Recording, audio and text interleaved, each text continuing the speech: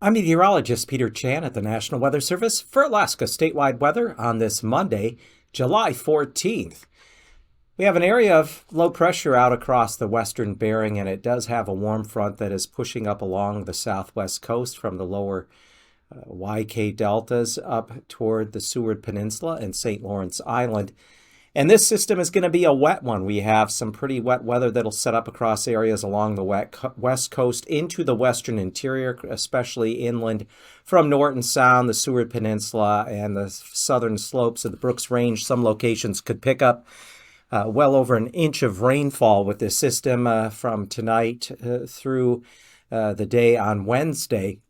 And with this system will come some gustier southwesterly winds up into Norton Sound. There is a high surf advisory in effect for areas of the west coast from Wales at the Bering Strait southward, all along Norton Sound, down along the lower Yukon coast to Hooper Bay. And areas within Norton Sound, especially from Golovin through Elam, Koyuk, Shaktoolik, Unalakleet, and down to around St. Michael's Stebbins, could see water levels as much as 4 to 6 feet above the normal high tide line, and that would be starting later this Monday night into Tuesday morning through early Wednesday morning, especially during those high tide periods.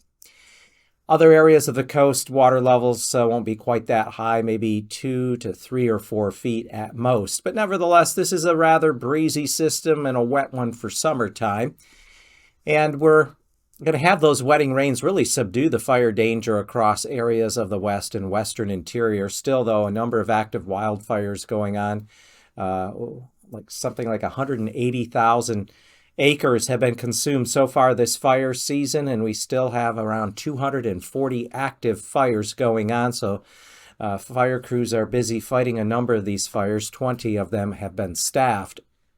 Well, it looks like, too, some weak ridging will try to bring warmer weather to areas of south central, eastern mainland, and into the Panhandle. The Panhandle has the best chance of seeing some warmer, dry weather through midweek, and then a wetter pattern. That ridge could bring in moist flow on a southwesterly wind coming up along the Alaska Peninsula into the western Gulf as we go through this week. For Alaska statewide